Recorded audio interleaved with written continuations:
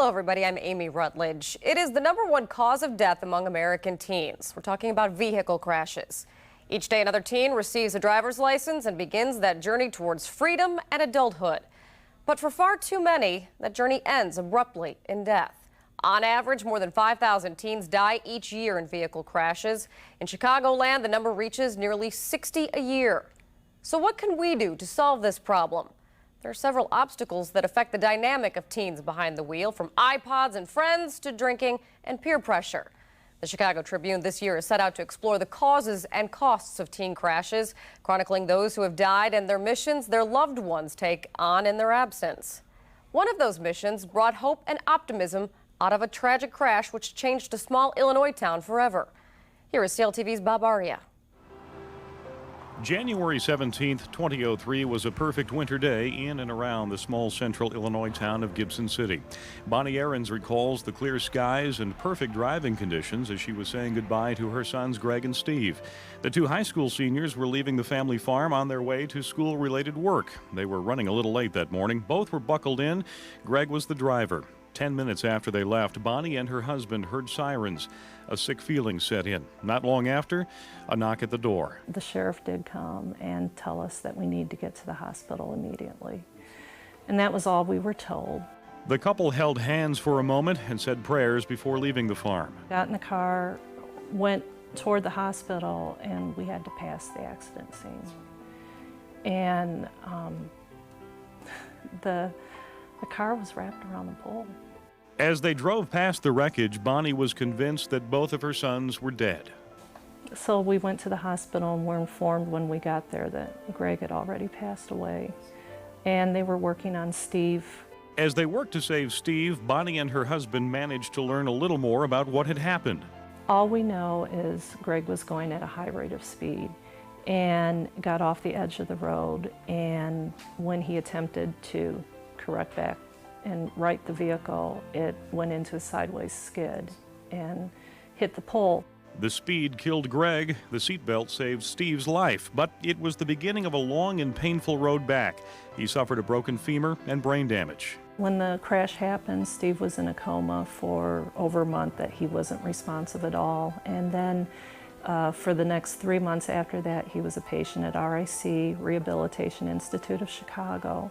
Slowly but surely, after months of physical, occupational, and speech therapy, Steve began to resume some normal activities, including driving. He has his room in our basement, so he's up and down the steps. Oh, okay. He can do his own laundry. And what's really neat is now he is helping right along on the farm.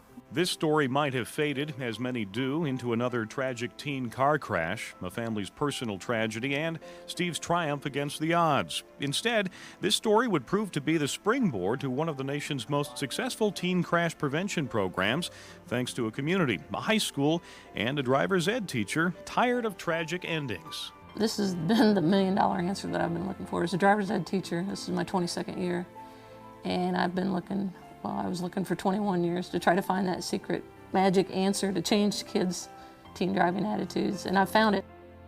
And later, we head back to Gibson City to hear more about their crash prevention program and why it's such a success. Speed and invincibility, couple that with inexperience, peer pressure, distraction, maybe even alcohol, and the combination can cost a teen their life. We see it week after week in the news, teens killed in crashes. The campaigns to try and make them safer increase, but always seem to fall on deaf ears. The question is, why does it keep happening year after year? For that answer and a look at what's happening behind the wheel, we go straight to the source. Part of me was really excited, and I couldn't wait to just drive wherever, but other part of me was kind of scared and insecure, I guess. These are our experts, admittedly not expert drivers, but all new drivers, or soon-to-be drivers, undertaking the exciting and unsure world behind the wheel. And doing it, they say, without enough experience, with peer pressure, mixed signals from adults, and apprehension. I was definitely scared to death. I skate before school in the morning, so my first time was like 6 o'clock in the morning, so there was no traffic, luckily. But the entire way, I was like both hands death grip on the steering wheel and looking every way at every stop, and it was terrifying. I was almost afraid to drive, and I'm still afraid to drive on the highway. I won't go near a highway unless I have to. Yes, and it was a little intimidating at first because, you know, as much as I had that year of practice, it's not the same experience as, you know, being entirely responsible for it. When you're driving with friends, what's it like? So it's not too bad, but I could see how it would get out of control if you had somebody in your car that just wants to be the center of attention and just basically control everything in the car and just start making a big deal out of it and turn up the radio as loud as it can go. It's sort of competitive spirit, just as you would see in the sport. It's almost like, you know, it's the racing, the wanting to get somewhere faster, and then the loud music for sure that comes into play, and it's all a distraction. And the truth of the matter is, you know, whether or not I try and stay responsible, the groups around me, the peer pressure definitely comes through. Friends, food, music, cell phones, they're all contributing factors in the 300,000 crash-related injuries suffered by teens each year, and the more than 5,000 deaths. And no matter what warnings parents or teachers give them, teens are still getting behind the wheel after a few drinks. Have you ever watched somebody drink and then get into a car or know that they may be getting into a car later in an evening? I have actually seen people lie about drinking and lie about what they do, and you almost want to think to yourself, wow, they're going to get into a car later on. You hear things like, oh, don't drive all drunk or after a party or whatever because this could happen. But, you know, you don't really think that it would happen, or you think, well, I'm more careful than that or whatever. And I think that it's really easy to rationalize your way into drinking and driving. There's, you know, thousands of ways that you can say, well, you know, it's been long enough, or I haven't had that much to drink. But it's a much harder decision to say, you know, I don't want to drink and drive. Maybe this isn't the best idea. Some people, when they do drink, they just need a way to get home. And nobody's going to call their parents and be like, I was drinking, do you want to come pick me up? And so people get into that sort of conundrum, which is not a happy place to be. Yeah, why is it that, because of course all parents are saying that, why don't teens call cabs? Well, that's money. Money. You got to pay for it, and you have to justify to your parents, you know, well, that's where those $20 went. And I think that a lot of times teenagers, they just don't want to show that there's a weakness, or that they're, you know, that something is impairing their judgment, or that, you know, they might not be, you know, at their peak driving, you know, at that moment, just because, you know, when you're a teenager, you don't think things out rationally, I don't think. This may not surprise parents, but teenagers are in fact biologically not always rational. It's not raging hormones either. Scientists have found the human brain doesn't fully mature and develop until our mid-20s. But parents can give teens the tools to make better decisions. Still to come, how one man's tragedy sent him on a year-long journey, talking with parents about preventing tragic incidents. And a little later, our experts weigh in on their parental influences and what they say they are not learning when it comes to driver's training. They put us in simulators with the lights off and a blurry movie that we can't really see because it's so pixelated.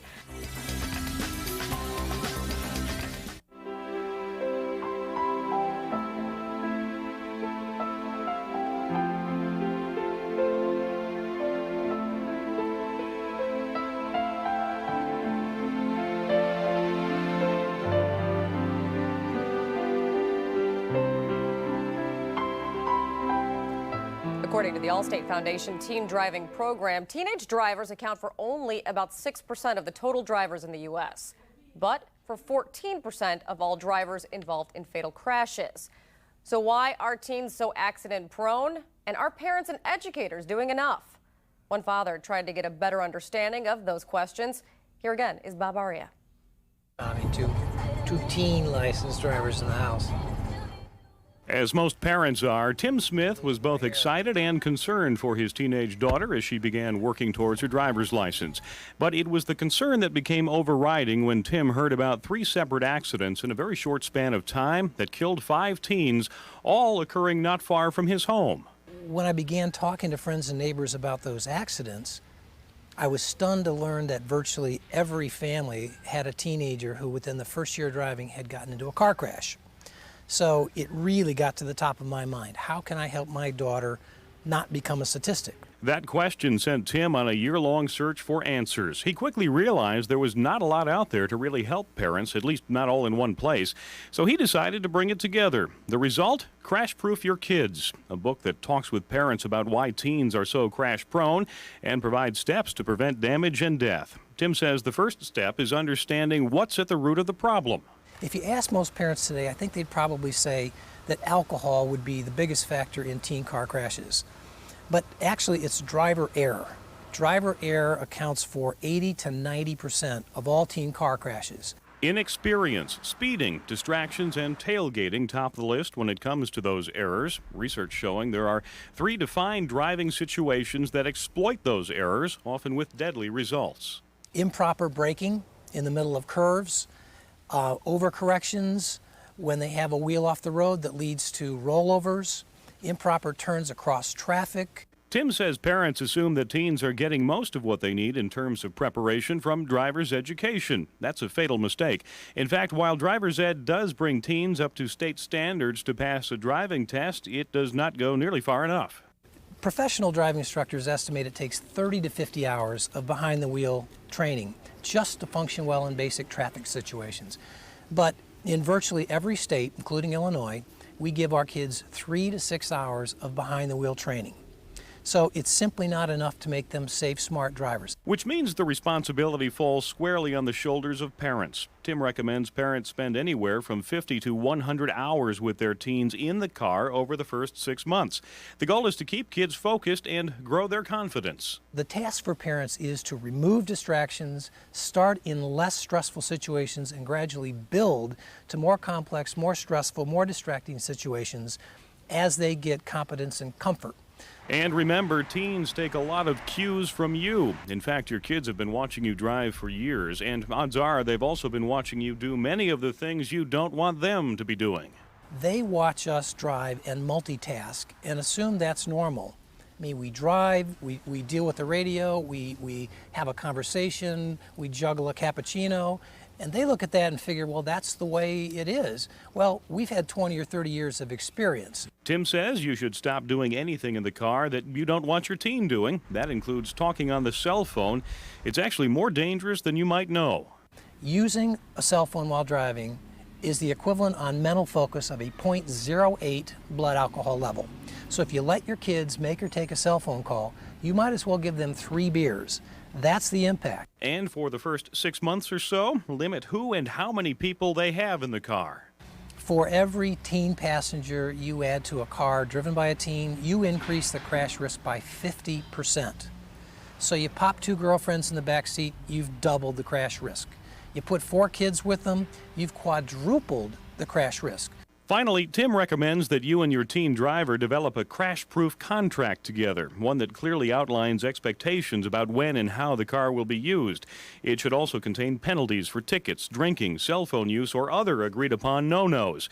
The end result? A deal that gives your teen freedom and confidence and gives you peace of mind that he or she is as serious about safety as you are.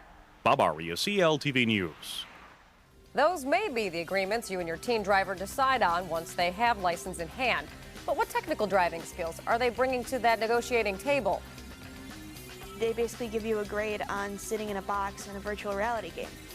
Still to come, are 16-year-old drivers in Illinois really prepared to hit the road? And later, we head back to Gibson City with a look at how a community rocked by tragedy comes together to save other lives.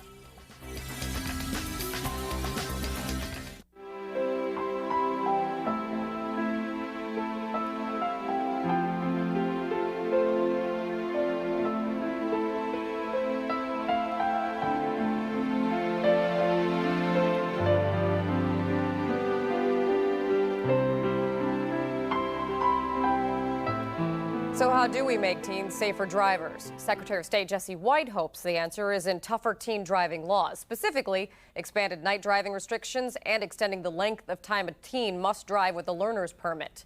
If you ask teen drivers themselves, a lot of the change needs to happen at home and in the classroom.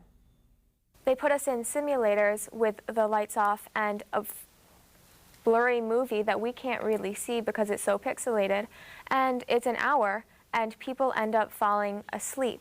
And then we have an hour where we're actually on the parking lot of the high school.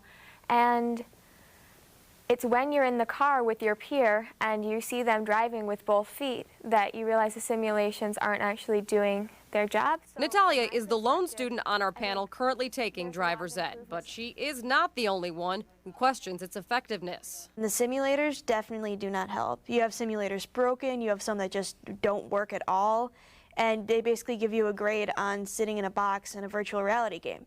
And it makes no sense because, hey, if you're good at video games, go for it. According to Illinois Department of Motor Vehicles, students are required to take 30 hours of classroom instruction and 6 hours behind the wheel. If a teen shows good driving skills, that behind-the-wheel training can be cut to 3 hours. Driver's ed may teach you, how to drive well in a straight line, making, perfect curves and making perfect turns and whatnot, but it's not going to teach you, how to have better reaction time or how to be a better driver as a whole in any situation. To date, Illinois has one of the shortest learning permit periods in the country. Although some have questioned the ability to enforce it, Illinois does have a graduated license program, which just this year increased the number of hours a teen has to drive with an adult to 50 before they can get a full license. But let's talk a little bit about adults and your parents and the influences they have over you. Are they setting a good example, or are adults in general setting a good example for new teen drivers?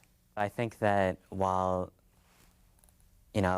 my parents or everyone else's parents might care about them or whatever, the fact is that maybe we're not getting the best influence. My mom will be using her cell phone in the car, and she has the earpiece and everything, but she's distracted into the conversation as well.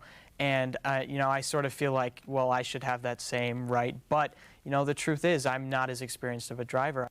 Like in the early 80s, they made a big push to make teens better drivers, and the crash rate was down. And then it suddenly kind of done this climb and leveled off. What do you think of why do you think there's not been any change? Technology's improved, we have all these new things out there, but yet teens are still killed in crashes every year at the same rate. Because if you can't get the main source involved, which would be the teens, if you can't get the teens involved with the idea of preventing the crashes, it's never going to work. If we're going back to that teens think they're invincible thing, it's just a question of, in this situation, I don't think something's going to happen to me. A statistic is just a statistic. I'm, the other part of that statistic. It's not a problem until something happens. We've heard from one expert who showed us what parents can do to help their teen drivers, and we've heard from teen drivers themselves. Still to come, back to Gibson City, and how one teen driving instructor used a tragic crash to fundamentally change how many teens look at driving.